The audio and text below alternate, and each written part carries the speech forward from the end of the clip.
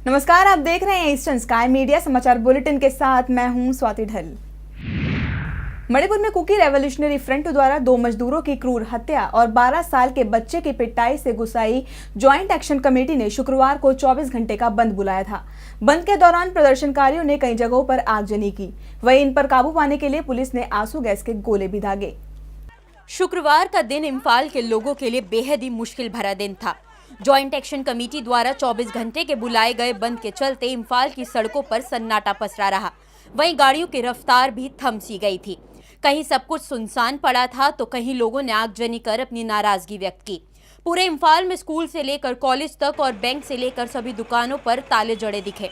वहीं कई जगहों पर बंद को सफल बनाने के लिए प्रदर्शनकारियों ने सड़कों पर चक्का जाम लगा दिया। यातायात को प्रभावित करने के लिए आंदोलनकारियों को आगजनी का सहारा तक लेना पड़ा। वहीं पुलिस बल को भी सब पर काबू पाने के लिए कड़ी मशक्कत करनी पड़ी। मोईदांग पोक इलाके में तो पुलिस को आंसू गैस के गोले तक छोड़ने पड़े। बता दें कि एक दिन पहले गुरुवार को 500 इलाके में पुलिस और लोगों के बीच हुई झड़प में एक शख्स की मौत हो गई थी और 5 लोग घायल हो गए थे। वहीं इस झड़प में एक चर्च को भी आग के हवाले कर दिया गया था। इसी के विरोध में बंद बुलाया गया था। आपको बता दें कि कुछ दिन पहले कुकी रेवोल्यूशनरी फ्रंट ने 2 मजदूरों मोईरांग थेम दयानंद और माईबाम प्रेमानंद को कांगली पाक कम्युनिस्ट पार्टी लिंकन मेन का मुखबिर समझकर उनकी हत्या कर दी थी।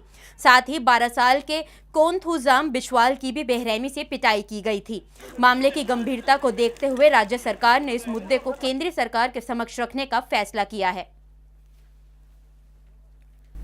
त्रिपुरा में लंबे समय से रह रहे ब्रू शरणार्थियों का मिजोरम जाने का रास्ता साफ हो गया है। जून के पहले सप्ताह में शरणार्थियों की घर वापसी होगी। शुक्रवार को त्रिपुरा और मिजोरम सरकार के अधिकारियों के बीच हुई बैठक में ये फैसला लिया गया है। 1997 से त्रिपुरा में शरण प्राप्त ब्रू शरणार्थी अब जल्द ही अपने घर मिजोरम जा पाएंगे। कई प्रयासों के बाद अब मिजोरम सरकार ने भी इन शरणार्थियों की वापसी पर सहमति जताई है।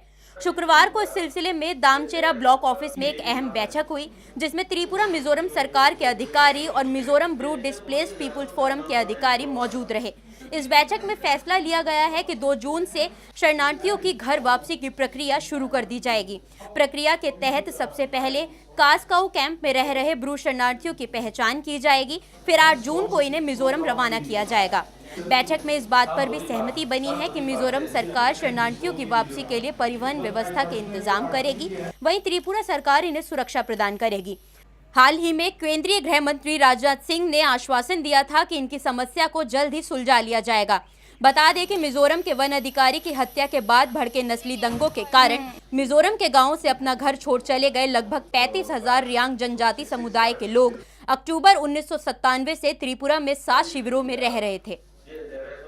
फंड की कमी से जूझ रहे अरुणाचल प्रदेश के हाइड्रो पावर विभाग ने राज्य में बंद पड़ी 5 मिनी हाइड्रो पावर परियोजनाओं को बहाल कर दिया है। वित्तीय संकट का सामना कर रहा अरुणाचल प्रदेश तमाम समस्याओं के बावजूद भी देश का पावर हाउस बनने की दिशा में आगे बढ़ रहा है। इसी सिलसिले में फंड की कमी से जूझ रहे हाइड्रो पावर विभाग ने राज्य में बंद पड़ी 5 मिनी हाइड्रो पावर परियोजनाओं को बहाल कर दिया है, जिसमें पूर्वी सियांग जिले के रीना हाइड्रो प्रोजेक्ट 2000 किलोवाट का काम मई के पहले हफ्ते में शुरू हो चुका है। वहीं चांगलांग जिले के चीनिंग माइक्रो हाइडल स्कीम का कार्य भी शुरू कर दिया गया है। बता दें कि रीना हाइड्रो प्रोजेक्ट का काम 2014 में सितंबर में आई बाढ़ की वजह से बाधित हो गया था। वहीं कामेंग जिले में 300 किलोवाट वाले सास्क्रोंग हाइड्रो प्रोजेक्ट का काम भी इसी हफ्ते शुरू कर दिया जाएगा। वहीं ऊपरी सुबनसिरी जिले में पिछले 2 साल से ठप पड़े 400 किलोवाट वाले सिप्पी प्रोजेक्ट का काम भी अप्रैल के आखिरी हफ्ते में शुरू किया जा चुका है। वहीं 150 किलोवाट वाले मेचुका हाइडल स्कीम और 500 किलोवाट वाले सीरी कोरोंग हाइडल स्कीम का काम भी पटरी पर डाल दिया गया है, लेकिन स्टाफ की कमी के कारण दोनों परियोजनाओं को एक ही समय में शुरू नहीं किया जा सका। वहीं विभाग ने उच्च अधिकारियों से अपील की है कि वो हाइडल स्टेशनों में खाली पड़े पदों पर जल्द नियुक्ति करें ताकि इनका काम भी जल्द शुरू किया जा सके। अरुणाचल प्रदेश की अरुणाचल लॉ अकेडमी में शनिवार को क्लिनिकल लीगल एड विभाग का उद्घाटन किया गया। गुवाहाटी उच्च न्यायालय के जज न्यायमूर्ति ऋषिकेश रॉय ने विभाग का उद्घाटन किया था। अरुणाचल प्रदेश के अरुणाचल लॉ अकेडमी में क्लिनिकल लीगल एड विभाग के खुलने से अब आम जनता आसानी से अपने कानूनी अधिकारों को जान सकेगी। उद्घाटन समारोह में मुख्य अतिथि के तौर पर मौजूद रहे गुवाहाटी उच्च न्यायालय के जज ऋषिकेश राय ने इस मौके पर कहा कि प्रदेश के लोग अपने कानूनी अधिकारों से अनजान हैं।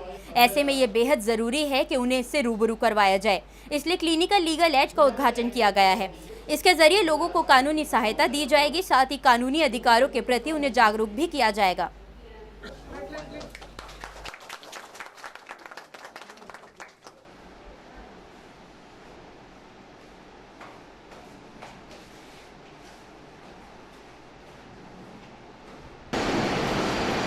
A room or a building is meaningless unless the people who are meant to use it have a sense of commitment and a desire to serve the society. Sri Habuk in his speech mentioned the categories of people who are entitled to legal aid, and if you take the broad spectrum of people, you can understand that practically everybody within the community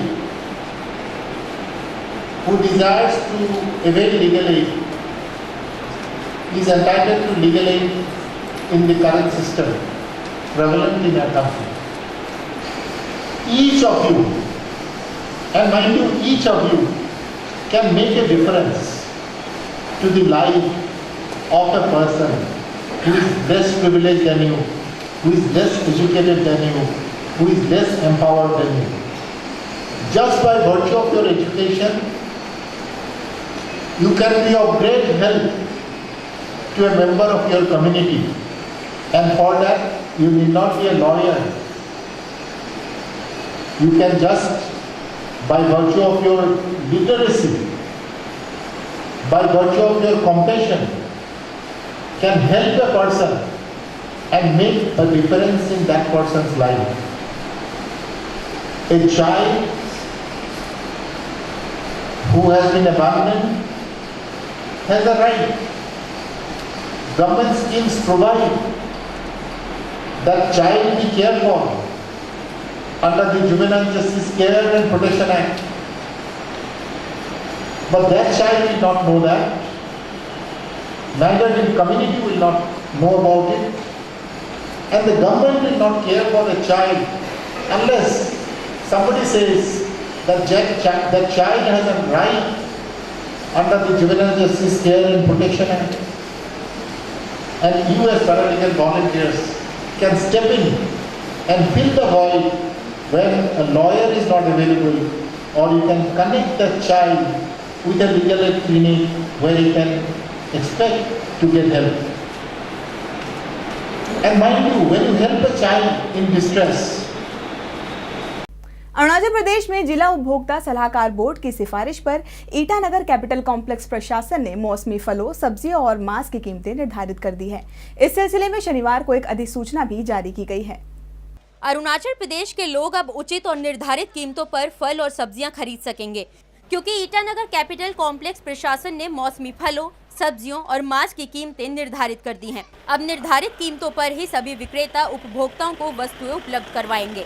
जिला उपभोक्ता सलाहकार board की सिफारिश पर capital complex के deputy commissioner ने शनिवार को एक अधिसूचना जारी की है। यह अधिसूचना 1 महीने के लिए जारी की गई है। कैपिटल कॉम्प्लेक्स के डिप्टी कमिश्नर मीगे कामकी ने एक अधिसूचना के माध्यम से सभी जिलों के प्रशासन, खाद्य और नागरिक आपूर्ति अधिकारी और पुलिस कर्मियों को निर्देश दिए हैं कि वह अधिसूचना का पालन करने के लिए सहयोग करें। वहीं अधिसूचना में निर्देशों का उल्लंघन करने वाले विक्रेताओं के खिलाफ सख्त कार्रवाई करने की बात भी कही गई है। खबरों के इस अंक में फिलहाल इतना ही। नमस्कार।